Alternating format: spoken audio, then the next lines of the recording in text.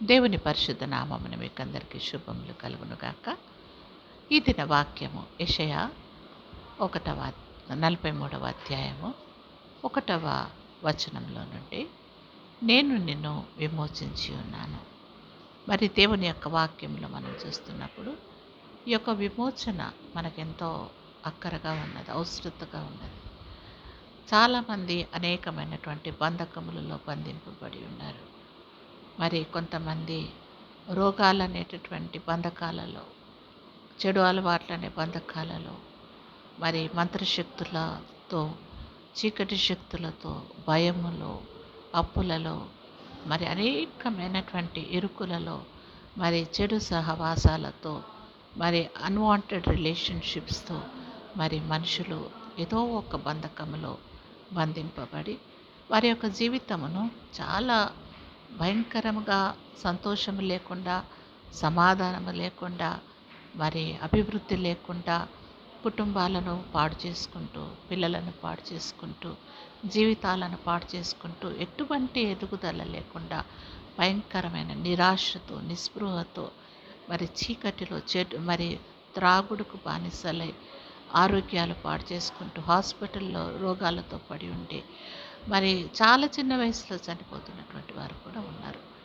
మరి దేవుని యొక్క వాక్యము మరి ఏమంటుందంటే, నేను నిన్ను సృజించి ఉన్నాను, నేను నిన్ను విమోచించున్నాను, నువ్వు భయపడకు అంటున్నాడు, నేను నిన్ను విమోచిస్తానంటున్నాడు.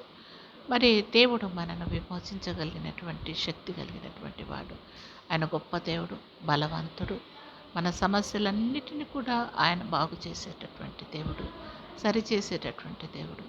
కాబట్టి ఈ దినమున మరి ఎటువంటి బంధకములో ఉన్నప్పటికీ మనము దేవుని యొద్దకు వచ్చినప్పుడు దేవుడు మనకు మరి సమాధానం ఇస్తాడు. ఆ యొక్క బంధకాల నుంచి, ఆ తాళ్ళలో నుంచి, ఆ యొక్క అంధకార శక్తులలో నుండి దేవుడు విడిపించడానికి శక్తి కలిగినటువంటి వాడు.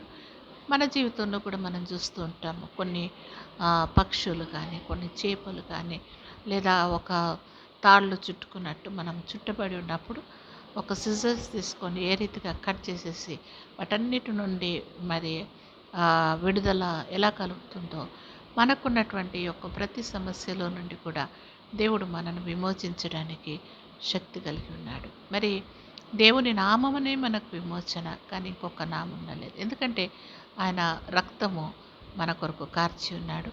మన పాపములను, మన శాపములను ఆయన తనపై వేసుకొని ఉన్నాడు. ఆయన నామమున మనకు విడుదల ఉంది.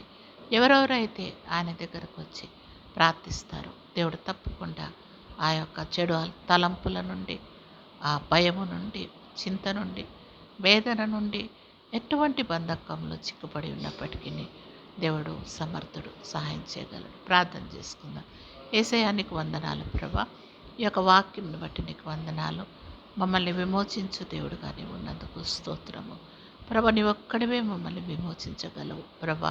నీ సన్నిధిలోనికి వచ్చిన ప్రతి బిడ్డను ఎవరెవరైతే ఈ వాక్యాన్ని వింటున్నారో, అంగీకరిస్తున్నారో, వారి జీవితంలో ఎటువంటి బంధకాలలో ఉన్నప్పటికీ వాటన్నిటి నుండి వారిని విడిపించి శాంతి, సమాధానము, సంతోషం నిమ్మని యేసు నామమున అడుగుచున్నాము తండ్రి. ఆమెన్.